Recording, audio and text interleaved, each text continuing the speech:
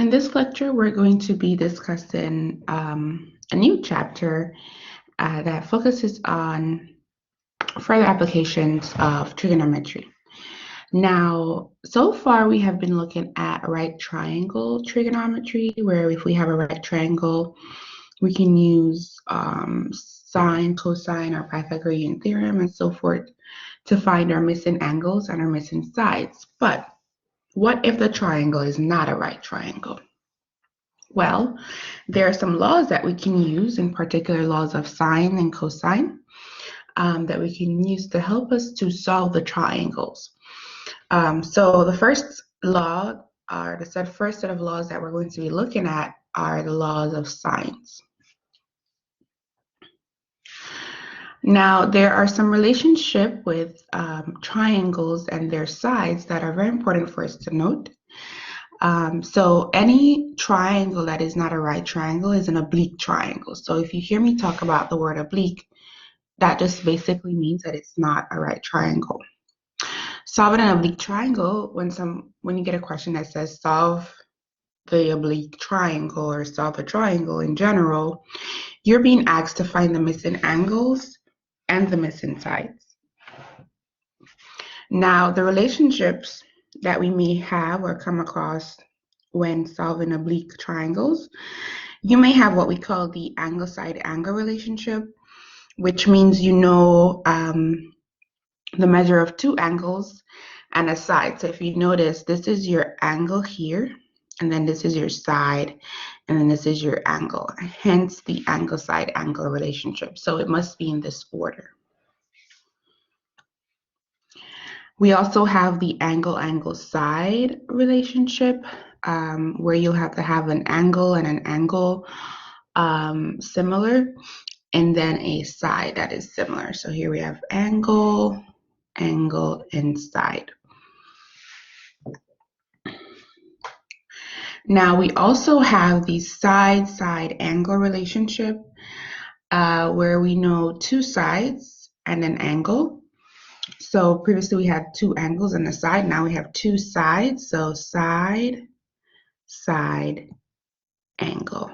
And you will have this relationship. So these relationships come in handy when we're solving sometimes.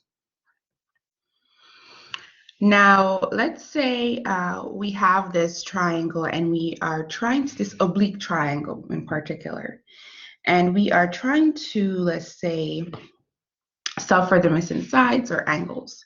How do we go about doing that? Well, one technique that we can do is we can create a height by dropping a vertical line from beta. So, like so. So this becomes our height of our triangle, right? And then this forms a perpendicular, so we have a 90-degree angle here. Now,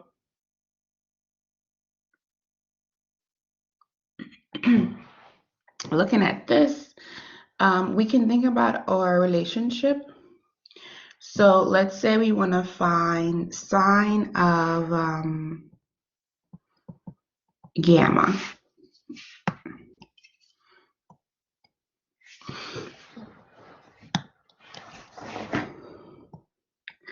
So let's say we want to find sine of gamma. So we know that there's a relationship to find gamma.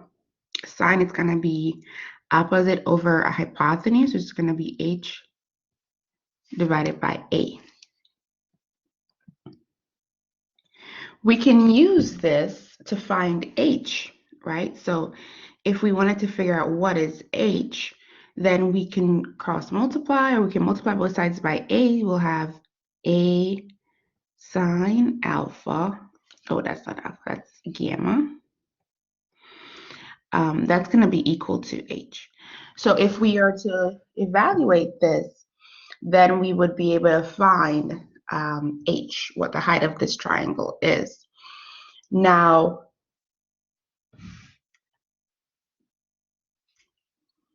in also doing this,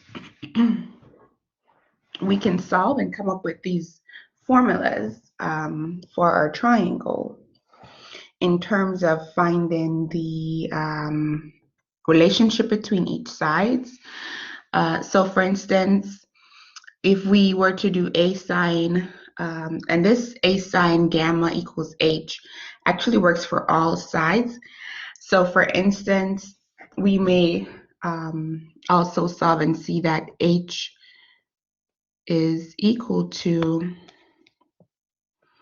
it depends on how you cut the triangle or how you make the height. You can also make the height this way.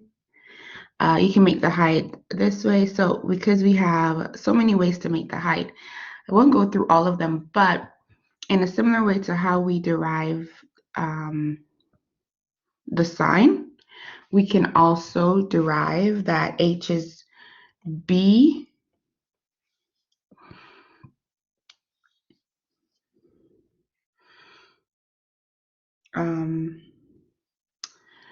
using this triangle. I think it would be,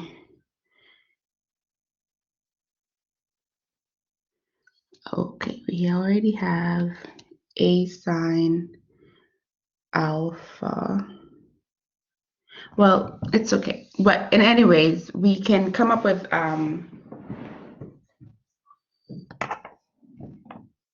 if we use the bigger triangle, we'll see that sine of alpha equals hypotenuse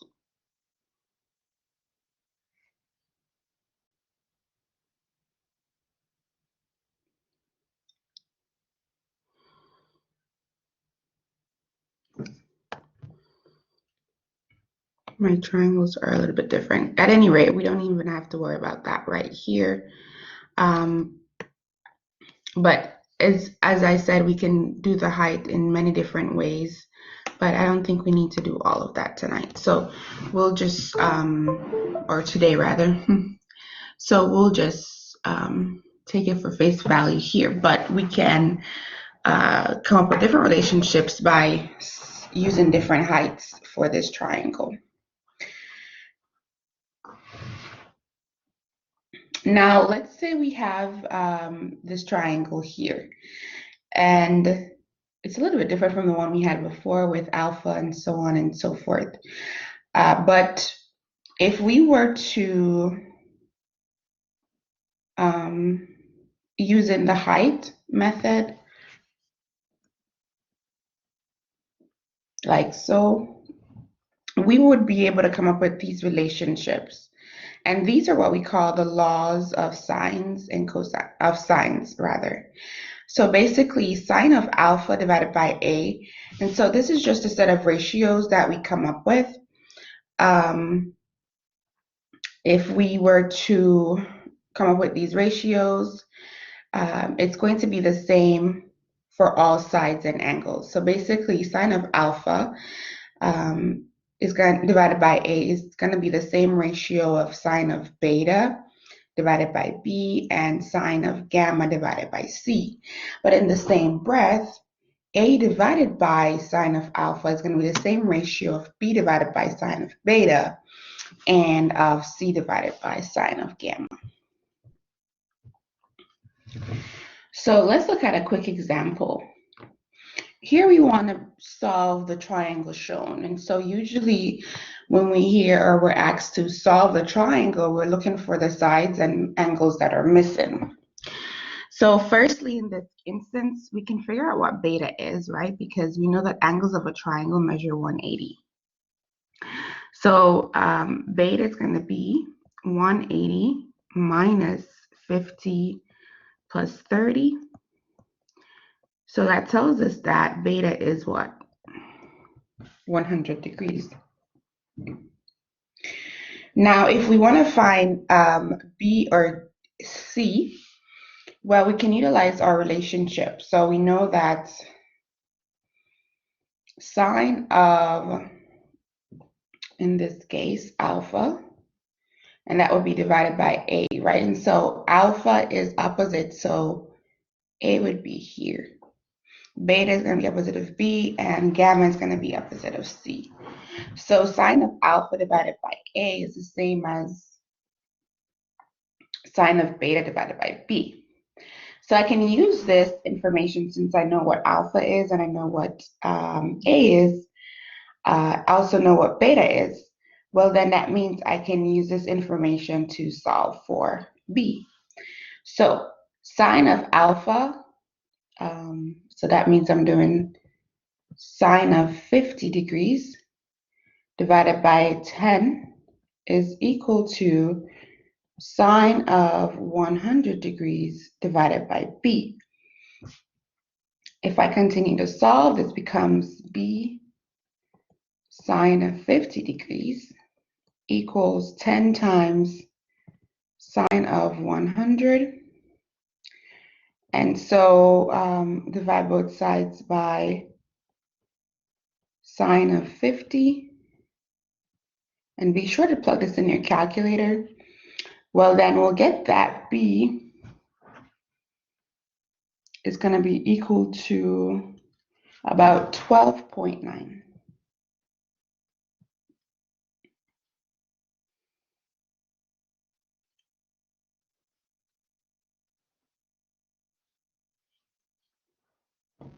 In a similar fashion, we can find C.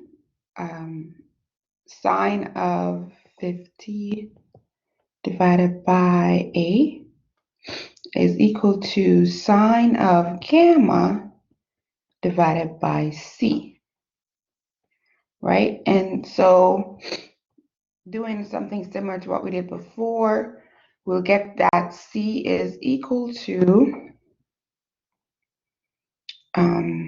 A is 10 actually. Okay, so C is going to be equal to, and gamma is 30. So we can plug those in. This is going to be equal to 10 times sine of 30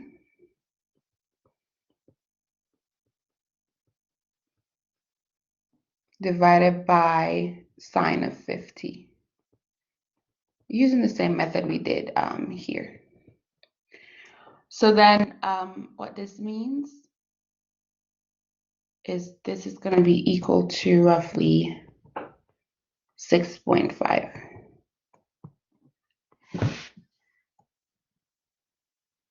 Okay, and those are my answers. So I found beta, B, and C. Now, there are quite a different number of possibilities that can happen with our oblique triangle when it comes to side-side angle. For instance, here we can have where A is less than the height of the triangle. So if you note, the height of the triangle is actually this entire thing here, but A is not that entire length, right? A is shorter than that, so A is less than H. A could be equal to H. Here in this triangle, let's call it C, A is greater than H, but it's less than B. Or you can have that A is greater than B. So these are your possibilities that can take place with your side-side angle triangle. So for instance, let's say we have this triangle, and if we look, it looks kind of like C, where A is going to be less than B, right? So with that being said,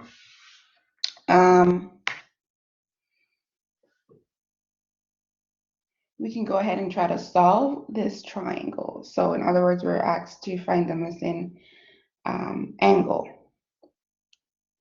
Okay, so in this instance, we can again use or fact that sine of, well, we know alpha, so definitely we're going to be using that divided by A is equal to, we know 8, so I'm going to use sine of beta divided by 8. Always want to use, should be B, the angles that you're given or the sides that you're given. So this means that sine of 35 degrees divided by 6 is equal to sine of beta. We don't know what beta is. We're looking for that. Divided by 8. Multiply, cross multiply. So we have 8 sine 35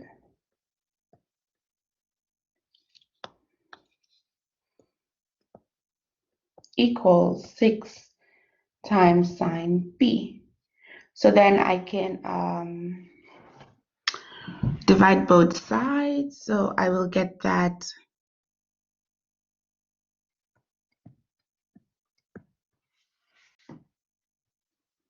sine beta equals let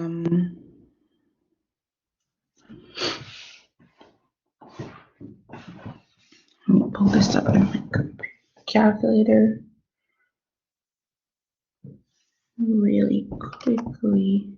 Oh, it should be 0.7648 roughly. And we know that if we want to find beta, we have to do the inverse, right?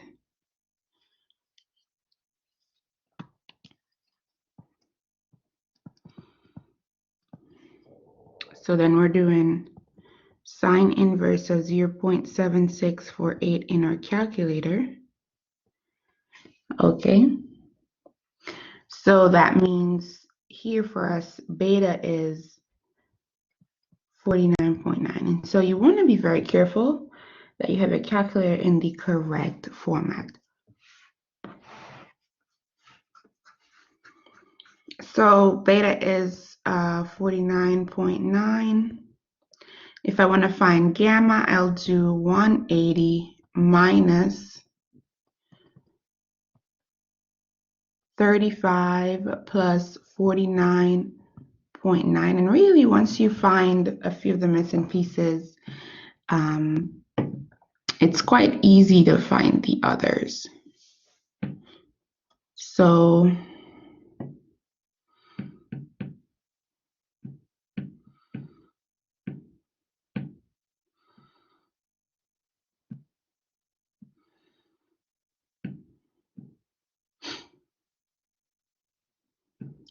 then that means gamma is 95.1.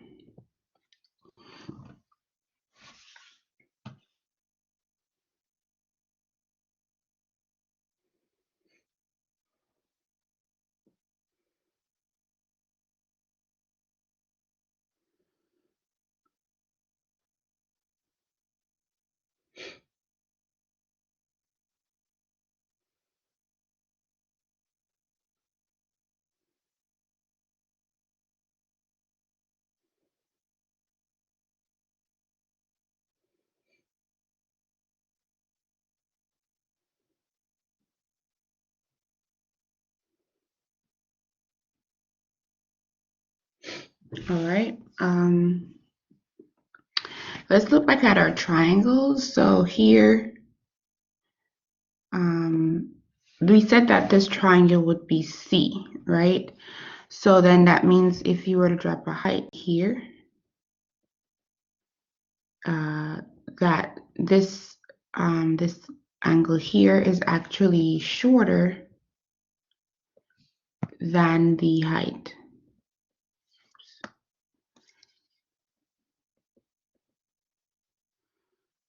Okay. Alrighty. So then I'm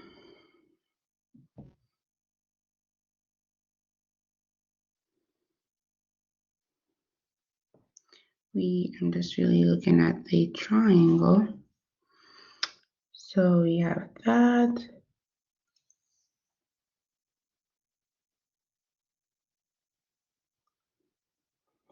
Okay. We can also use this to find our missing side here, C. But I think before we even look at C, let's look back at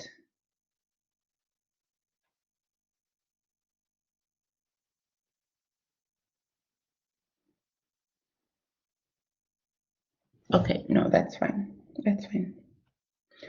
All right, so yes.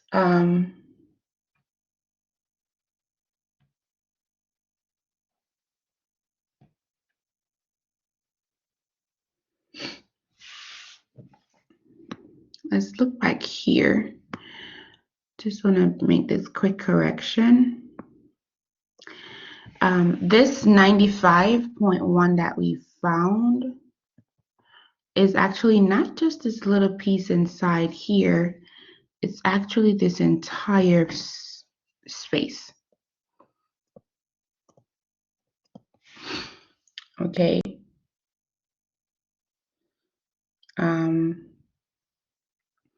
Yeah, so that little piece is actually the entire space because we are looking at the bigger triangle. Oops, let's use another color instead here. When we drop that height down, it forms this big triangle here. So it's really okay. Here it is here. So this is a triangle we have. Okay, and so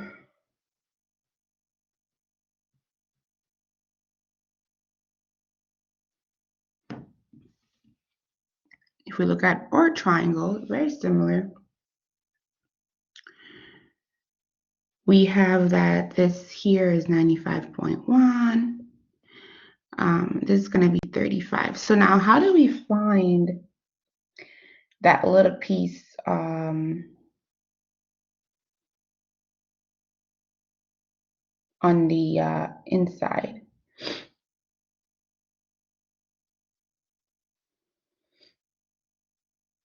So let's think about our quadrants.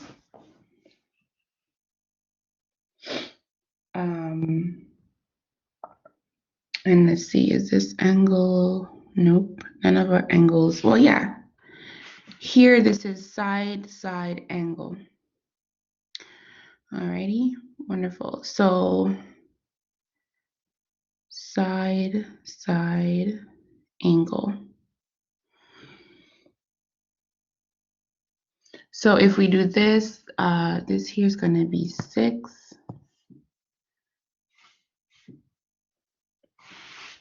And really, I could just really look at this here, but I'm just doing it off the top of my head. So yeah, that's going to be 6, and that's going to be 6. So we can actually label this, let this be beta. This could be beta prime.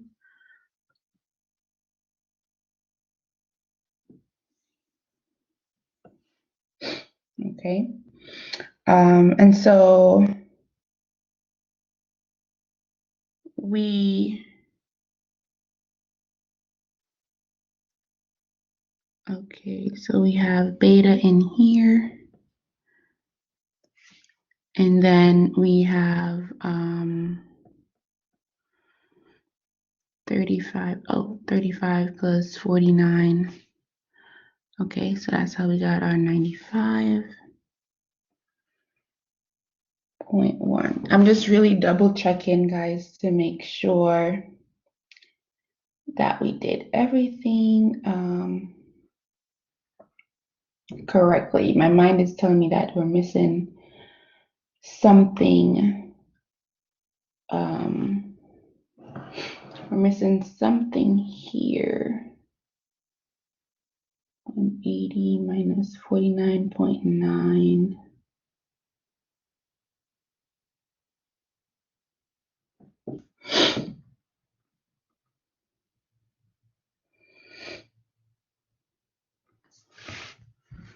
Let me stop, and I'm going to do a second part to this just to make sure that this is indeed correct. So there'll be a part 2, guys.